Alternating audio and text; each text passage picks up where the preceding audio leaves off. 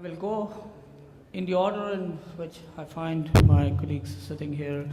Rajendran Shende, he is the chairman of Terror Policy Center and former director of United Nations Environment Program known as the UNEP. He has been advising 146 governments and countries in developing and implementing their strategies for ozone depleting chemicals in climate change. He was the coordinating lead author of IPCC, Intergovernmental Panel on Climate Change, that shared the Nobel Peace Prize in 2007 with Vice President Al Gore of United States, and was recognized by a citation from the Nobel Prize organization for his very valuable contributions. Incidentally, he is an IIT Bombay alumni. We do have next to him Jayant Sathe. He was the coordinating lead author of 12 publications of the Intergovernmental Panel on Climate Change, the IPCC, since 1990, and a recipient of the 2007 IPCC Nobel Peace Prize. He was the Lawrence Buckley Lab Senior Scientist and Strategic Advisor, and currently is a visiting professor at University of California, Berkeley. He is also, incidentally, an IIT Bombay alumni. And to my extreme left, we have Dr. Robert Stoner. Dr. Robert Stoner is the Deputy Director for Science and Technology of the MIT Energy Initiative and a founder and director of the Tata Center for Technology and Design at MIT. I think we have one of the finest and the distinguished panelists on our company today, and I look forward to hearing their remarks and their vision in the future of energy. I'd like to pass around a few seconds for each of the panelists to explain a little bit in more detail about their background. Thank you. Rajendran. Yes, thank you, Ravis. Great introduction, and I indeed agree that we have been a sort of a distinguished panel, and I'm proud to be associated with Robert and Jan. And Ravis has been my colleague for now last few years to organize various pan-IIT conferences in North America. Well, I just want to add very quickly that I have a very mixed experience of working at United Nations. I worked on most successful Montreal Protocol for the protection of the ozone layer. And as you know, the words like chlorofluorocarbons, those have gone in the history books. Number of chemistry books have to be changed now in colleges and universities, because they don't exist. The production and consumption has gone. The ozone layer is on a recovery path.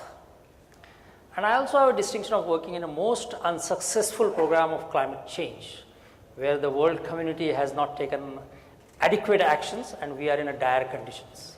So I'm here to say that now I don't work for United Nations Environment Program, but I have taken a challenge of working at a local level in India to make sure that some of these unsuccessful experiments in United Nations, how they can also be transformed into a success, particularly in the climate change, by taking some local actions. Because that seems to be the only window which is open, that people at the bottom of the pyramid need to start taking actions so that those who are on the top can get inspired. Thank you. It's a great pleasure to be here and nice chatting with all of you.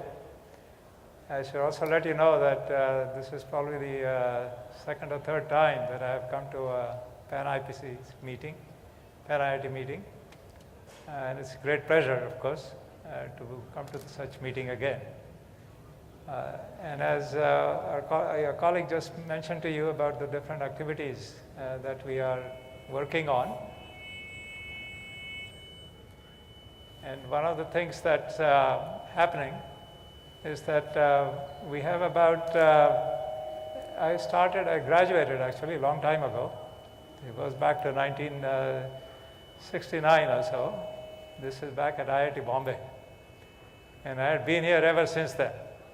I decided to come here and been here for more than 40 years at the Lawrence Berkeley National Laboratory. And what I did there was I founded the International Energy Studies Group. They never had an International Energy Studies Group before. That's the first time that I set it up. And the kind of work that I have done, along with other colleagues, is worldwide. So I had worked with almost 60 different countries. And the kind of activities that have been set up there, they focused on forestry issues, they focus on energy issues. They also look at the kind of activities that could be undertaken much more readily in some of the countries, not in all of the countries. And so one has to figure out as to how best and which are the ways that we could even pursue the activities that we are doing here. And so that has been a big, very supportive thing for the activity that we are pursuing. So let me stop that and please go ahead. Yeah. I too am honored to be on such a distinguished panel. I feel like the least distinguished member of it, but I'll do what I can. I should also say from the outset that I find myself in good company as a fellow Canadian of yours, Rabiz, and almost an IITer. I happen to be on the steering committee of the IIT, Tata Center for Technology Design, which started 2 years after ours at MIT. And as Rabiz pointed out, I wear two hats at MIT. One is as the deputy director of the largest lab at MIT, the MIT Energy Initiative, which was started by our current Secretary of Energy, Ernie Moniz, some 8 years ago. And we do a broad spectrum of energy research there into conventional technologies, fossil technologies, nuclear technology, and renewable technologies, and considerable research in the uses of energy in society, relating to energy efficiency and urbanization, for example. We involve students from across the campus and faculty from every department and every school. In the Tata Center, which we started as a result of bringing Ratan Tata onto our advisory board, we're encouraging and helping students and faculty to look at opportunities to think about technology differently in developing countries than we would ordinarily think of it in Western economies. We're looking at opportunities not only in energy, but in agriculture, water, health, and the environment, and encouraging our students to bring ideas from conception all the way through to implementation as commercial ventures or policy ventures. And so I guess my role on the panel is to have a foot in both worlds and to be able to reflect on both situations. Thank you very much. Thank you very much, my colleagues, each one of you for your introductory remarks. And to move forward, the future of energy is highly unpredictable. I don't think we can predict the future of anything for that matter. But we can have certain directions, certain ideas, certain visualizations. And some of the things we believe are disruptive innovation that can happen. So one of the comments or one of the questions that I would like to ask is, we are aware of a 2 degrees centigrade temperature rise is what limits the new COP21 agreement, which will likely take place in Paris in December of 2015. So based on that, what kind of feasible energy transformation can be anticipated? And I would like to throw this question to my co-panelists for a brief discussion and a deliberation to move forward. So any one of you would like to take the lead? I think we'd all like to take the lead. I can start. Well, I think we are in a year which is going to be a defining moment for the whole humanity, if I may say so.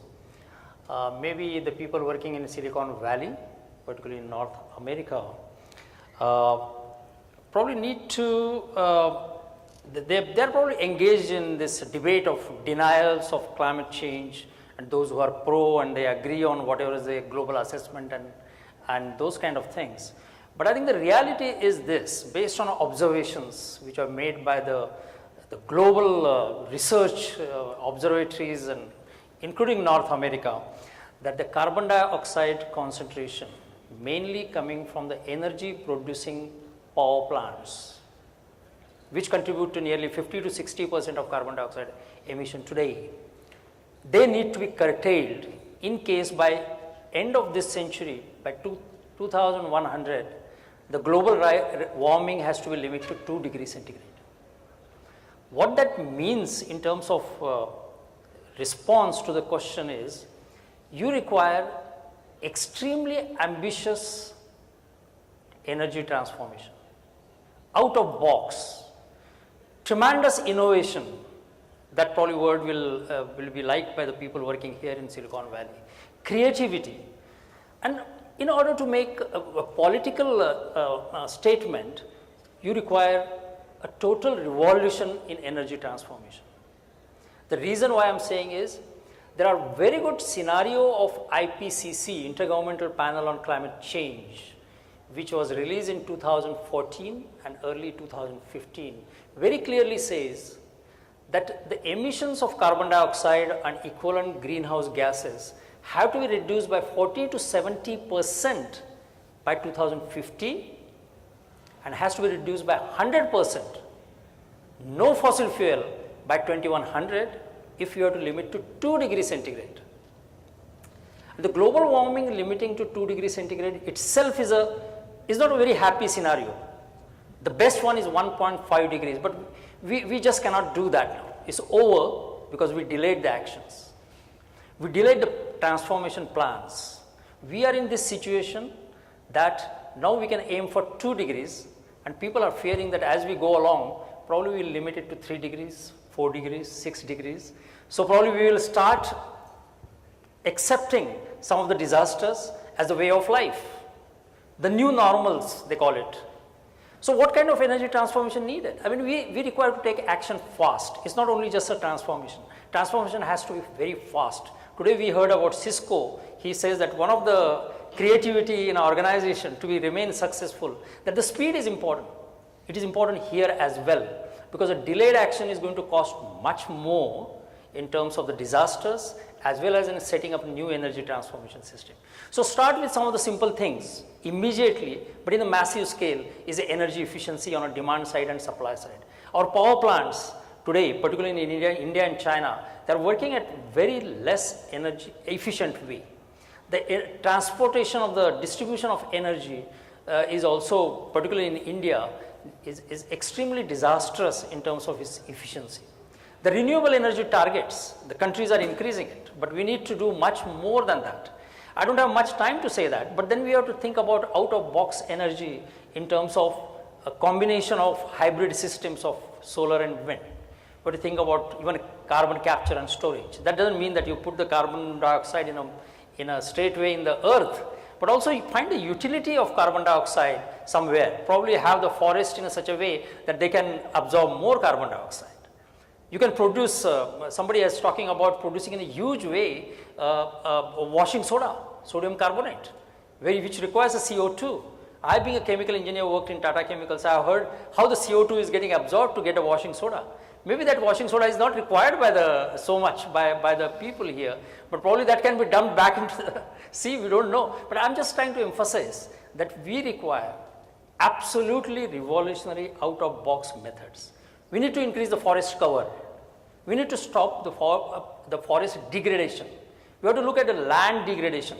And it's going to be massive things. And the countries have started submitting their ideas, the exact quantification of emissions to the United Nations before the Paris meeting. So I stop there. Thank you very much, Rajendran. We will now move on to Jayant. And I know this topic is very, very engaging and very interesting. You can easily talk for 2 hours or even more, but in the interest of time for the session that we have before us, we'll have to summarize it very quickly. Okay. First of all, I think you guys just heard some very interesting information about the 2-degree temperature increase, whether it's possible or not, how much difficult it might be to do it, how many of the countries are willing to do it or not willing to do it. And I think all those are very important issues. So I have worked with the IPCC for almost 25 years now, starting back in 1990. And I'm very familiar with trying to set up these kinds of things in various countries. And 2 degrees centigrade, of course, is one of the major goals that has been set up for a few years ago. And even more recently, the IPCC is thinking of trying to bring it down to 1.5 degrees centigrade, not just 2 degrees centigrade. And that will become a major goal also, perhaps in the next round. And the major thing is to make sure that the temperatures don't go up too much. That's going to be a big issue also, because if you go up too much, it will be very difficult to bring it down to 2 degrees centigrade. And it will be not so easy to do it. And what's also interesting is that some of the countries and some of the states here in the US are very keen on pushing ahead with it. And as many of you might know, where we are living just now, California itself. So the governor of California has actually implemented, trying to implement this 2 degrees centigrade goal throughout.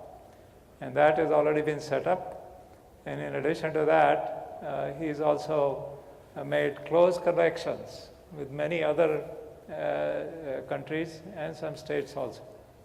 And I know just now, in fact, we are beginning to work with Peru, because Peru has a similar kind of goal now, and they wish to go ahead. But the best way to do it might be to discuss both between what Peru might do, what is it that California might do.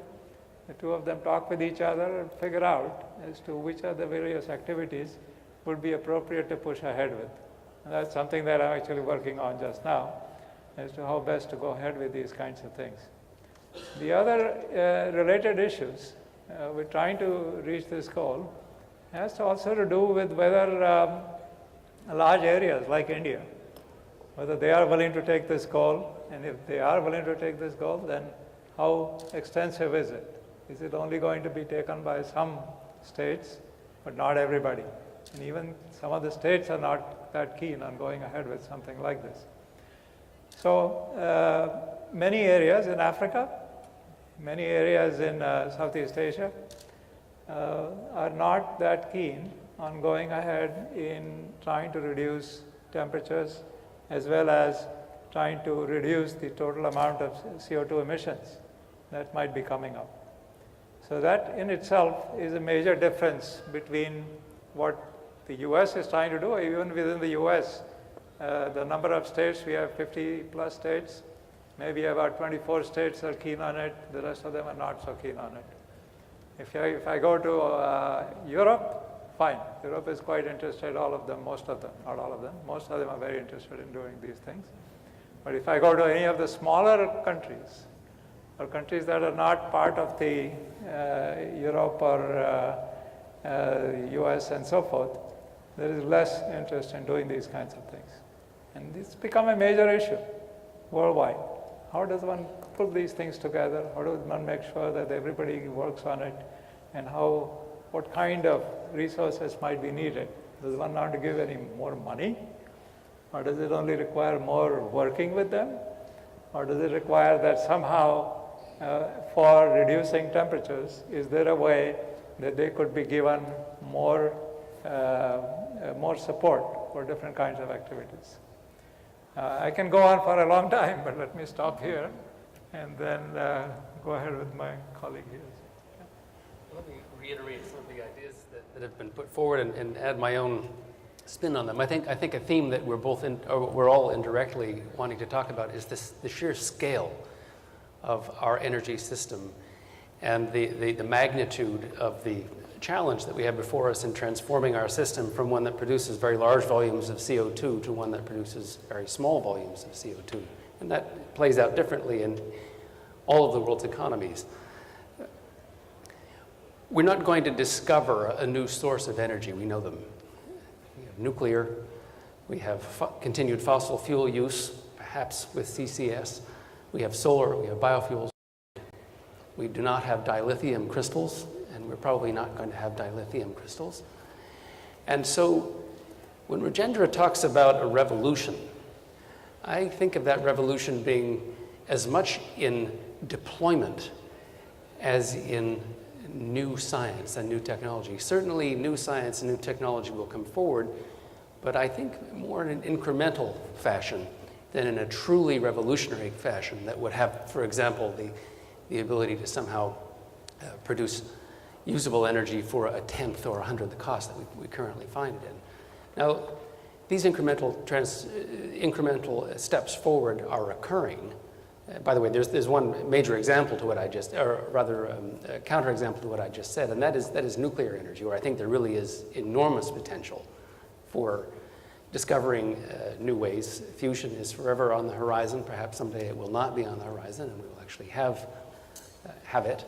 But even fission technology is advancing rapidly, and we are finding lower cost ways to produce energy and with nuclear power, and more importantly, ways to produce it and distribute it in a manner that is controllable and does not have to be run continuously. In other words, a dispatchable manner, which would have enormous impact on our energy system. These things are coming. I think the most noticeable one in our current world has been in solar energy. We've all seen this dramatic drop in the cost of solar and have begun to see solar panels appear on one another's roofs, and that's all very exciting and positive. The battle is not over with solar. As we deploy more of it, it becomes harder and harder, both technically and from a market perspective, to absorb it into our electricity system. And there will be a need over many decades to continue aggressively driving down the cost through, no doubt, revolutionary new technologies, but not technologies that will take us to a completely different place, that will be part of a series of ongoing improvements over time. So that will happen. So solar and nuclear, I think, are our two big ones. I'd like to point out that just last year and the year before, total new capacity additions in this country from solar made up 25% of the total. They'll make up slightly less next year and probably close to 35% the year after. Wind made up even more. So these technologies are finding their way into their system. Without storage at a very large scale, we will be blocked. And so I think that if there's a technology revolution that we'll see in the near future, it will be in the storage area, and we need it desperately. Thank you very much, Robert. And that leads to another question.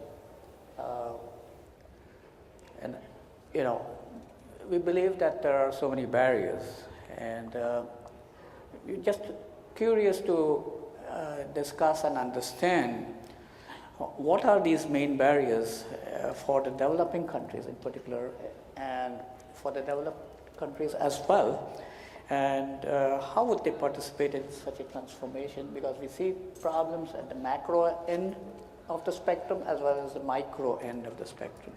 And since we are today here in the Silicon Valley, I may add another aspect to this question is what do we foresee for internet and digital technologies to help break such barriers? And I would like to throw this question open to a discussion amongst yourselves and know your thoughts and your vision. Okay. Robert would like to take the lead first? Take Robert. Sure, okay. Go ahead. I mean, it's very exciting, actually, what can be done with IT.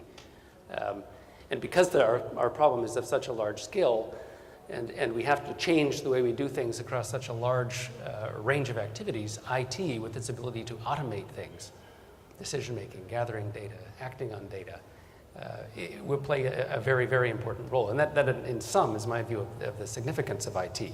So where can it come in? Well, it comes in all the time. If you ever looked under the hood of your car in our driving, cars are getting smarter and smarter. They will become even more efficient when we get to autonomous vehicles, which will be a hugely data-intensive application, and IT, computational application. They will become, IT will become more and more important as we further automate our grid in order to incorporate transitory or diurnally fluctuating sources such as solar and wind. We will need the ability to transmit over data networks and communication lines signals to homes to adjust the output of home inverters that may be connected to solar systems, or as we often hear, to turn on and off appliances. And of course, we're well aware of the ability of technologies like Nests to improve our energy efficiency in cooling and heating our homes. In India, where we're operating in many rural areas and thinking about power distribution, we've begun to understand that when you get away from the public grid and into rural communities where there aren't engineers, where the transmission system is not going to reach for a long time, it becomes very hard to think about deploying a grid, even a microgrid, as people like to talk about, a grid that has its own generation capacity as well as distribution.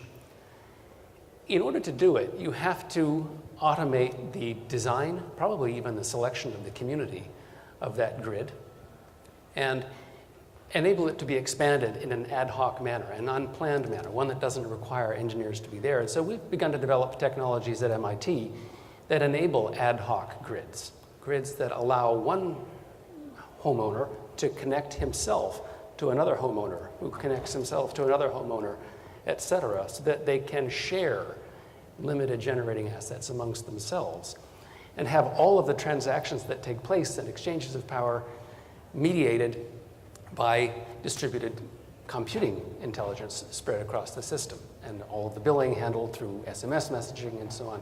These things are becoming real, and they greatly lower the cost of providing electricity in these rural areas, or so it's our hope anyway. So there are many, many examples of IT, and I'm sure that many more will emerge from Silicon Valley over the next few years in your hands. Thank you. Thank you. Rajendran, you have something to add to it? Yeah, I think you first asked a question about what are the barriers of such a transformation which is required at such a speed, such a scale, and such a spread, which I think every emerging country is talking about inclusive development. So the spread also has to be going down into the society. So the barriers are many, and that's going to be the challenge. There are going to be political barriers, there are going to be economic barriers, and there are also barriers of the question related to the technology development or out-of-box technologies which are required. So let me talk very quickly on what is a political. I think when world, I think we talked about, Jayant was talking about some of the countries do not agree or do not desire to be part of all this revolution because, and they probably have the right historical reason for that. I mean, the world has a carbon budget, and there's about 3.2 billion gigatons of carbon that this earth can accommodate in its biosystem, including the atmosphere. And 2/3 of that is already been emitted. So what is remaining is only 1/3 of it. It's about 1 trillion. 1 trillion of carbon is yet to be emitted. And that's where the political question comes, that if you start producing the energy with the fossil fuel, and in the next 30 years with the same business as usual scenario of today, that budget will be over.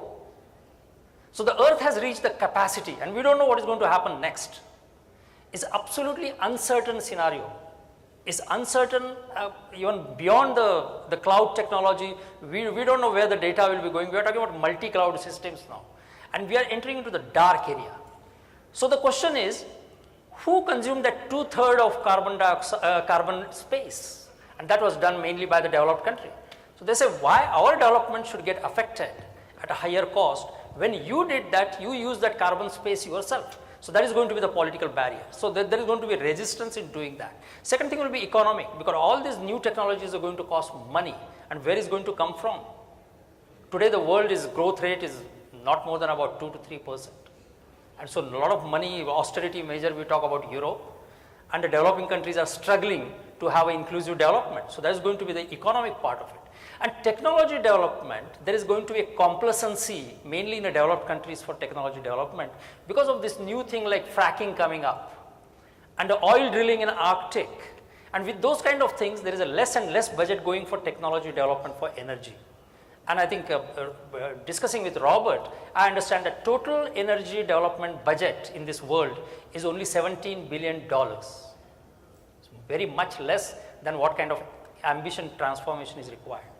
Now, having said that, probably when the IT revolution came in 90s or late 90s, nobody came and discussed about what are the barriers and what cost is required. It just happened.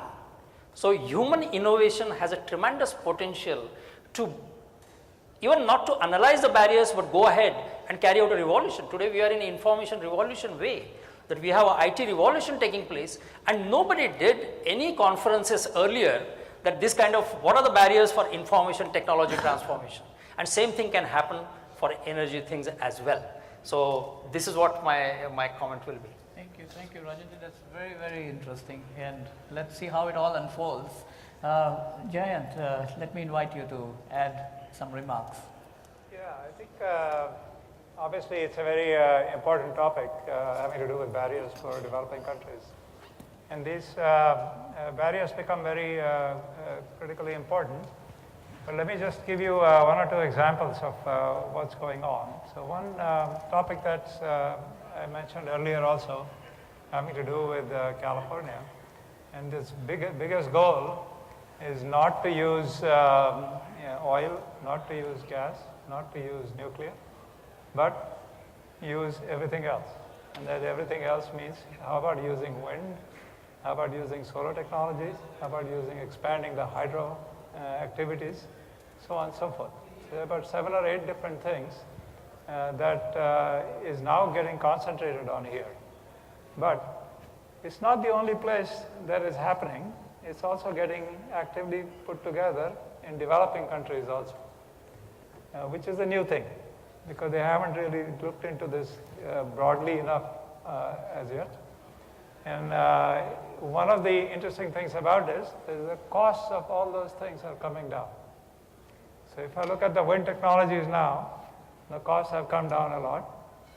For solar technologies, for example, in India, about 5-6 years ago, the costs were around 18 rupees per kilowatt hour, very high. And came down within a year, down to 12, came down after another year, down to 7.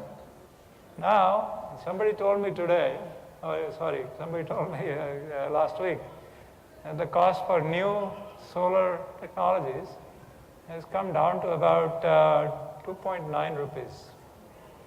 If it's 2.9 rupees, the cost is matching what you would do for using coal, what you would do for using oil or gas, anything. Not very different from that. So when the costs are coming down like that, and I'm hoping that the same, actually it was projected here also, that something like that will happen by 2018. But if it's already happening in other states, other countries, then this should be happening here also. And if you get those costs coming down here, it'll be fantastic because the solar technologies will become very widely used and those could be exported and elsewhere also. And those will be very widely used in many, many countries all over the world. So let me just stop there and go ahead. Yeah. Thank you very much for your very thoughtful remarks. And what I see from this, an emerging scenario, we have different forms of energy, the oil and gas, the electricity, and climate change, and these are all various components of the energy scenario. So what we probably can visualize is there's likely to be a paradigm shift arising due to, in recent months we have seen dramatic changes in oil and gas pricing. So there could be a paradigm shift on shifting from petroleum to cleaner, greener and more affordable forms of energy, and also domestic electricity production. Some enablers, as we are seeing unfolding today, are electric cars and electrification of transportation that can have a significant impact due to the hybrid electric vehicles coming up. Also, this is with particular reference to the large vehicles which are gas guzzlers, the school buses and the SUVs and so on and so forth, and they could have a huge impact on not only the consumption of petroleum but also on the demand of electricity when you have to charge the batteries for these cars. Also, I'm looking at the role of various forms of electricity production. It could be hydro, it could be fossil fuel, it could be nuclear, renewables, solar and wind and so on and so forth. So this is just a comment, and we could probably have a short conversation on what are your thoughts and how this would unfold in, and how it would fit in the future energy scenario. So this is a question in part about the ubiquity of oil and fossil fuels in our current system. Yes, Is yes, what that's you right. mean? I mean, they're there. I mean, I think we're all very optimistic about solar, and as Giant says, the cost, at least at the very low level of deployment that we have it now, is very attractive. That will change as we implement more and more of it, and it gets harder and harder, as I was saying before. And so we're not going to get away from fossil fuels quickly, as quickly as you might hope. I wish we would. And we need to continue to work very hard to learn to use them more efficiently, to produce them more efficiently. And I feel very urgently that we should be working much harder on carbon capture and sequestration technologies. There is virtually nothing happening to develop these technologies or implement them now, which is, I think, very dangerous for humanity, developed and underdeveloped countries as well. Thank you very much. Jayant, would you like to add something? Just a quick one on this oil and gas issues. Of course, as I'm sure most of you must already know, that the price of oil has come down. It was running at about $105 now is down to about $50 or something like that, goes up and down a little bit. And this is the situation in the US, of course. And not only in US, this is getting used all over the world. And prices have come down a lot of production is taking place here. Saudi Arabia, for example, is not required as much as it was required before, of course. And that's a big shift that's happening everywhere. Now, I told you earlier how countries should be shifting out of oil and gas to using other activities having to do with 5 or 6 different items that could be used. But if the price of oil continues to come down, as it is the case now, it's not surprising that you will see more oil use, period. If the price of oil comes down here for what I use now for my car, and the prices have come down. Okay, the prices have come down, then more cars will be using even more of it. And so what does that do to increasing emissions? Carbon would be a bigger issue with that. And so the combination of all those really need to be worked on very carefully as to how much oil and gas should be used in the years to come. Rajendran? I would like to make a quick remark before Ravi's, you conclude it.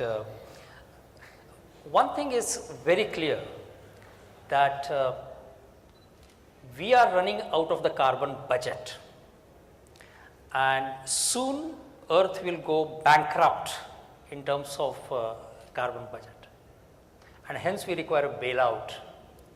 That is a terminology since 2007 we have been quite aware of. Recent bailout was Greece in Europe. Earth today requires a bailout, and luckily for us, the situation is developing that you have money for bailout now, because all these prices of oil coming down, if you try to bring that kitty with oil and gas prices and whatever the country like USA and others are gaining because of these advantages, or even developing countries which are gaining because they are importing less oil now, and or less money they are going to give for the same oil requirement now, I think you have that kitty need to be built in order to support the actions on energy transformation, or support the out-of-box technology development, creative technology development.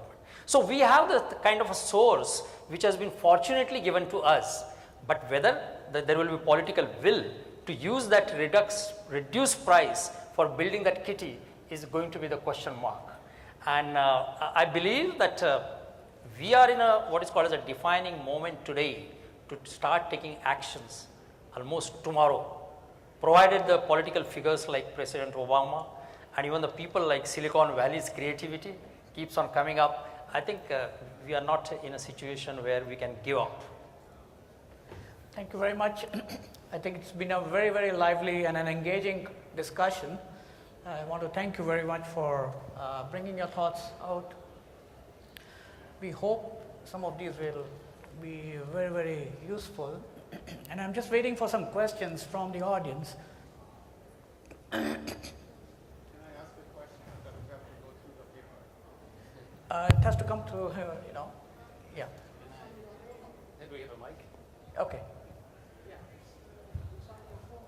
Yeah, please. This is questions are urgent.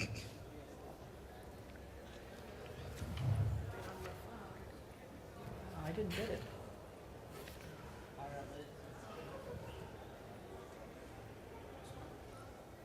Check. Okay, go ahead, please. I think I've given you the question. Okay, I have some questions here and I'm going to address. The first question I have here is, what are some examples of out-of-box and revolutionary scenarios for energy for emerging economies? Yeah, I think think I use that's, that term, so I for will you, answer Rajendra? that. Yeah. Is okay? Yes, please. Yeah, I think I will give two examples.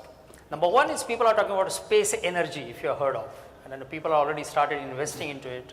Is something where you have intermediate satellites which direct the sun's rays on the earth, and we start getting a solar energy in almost throughout the year, and we may not need a storage battery technologies or solar technologies to be developed, and people have started working on those kind of possibilities.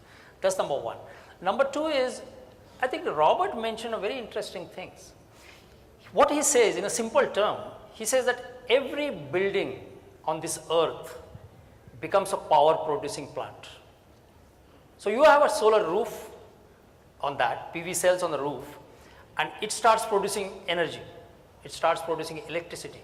And those electricities can be combined together.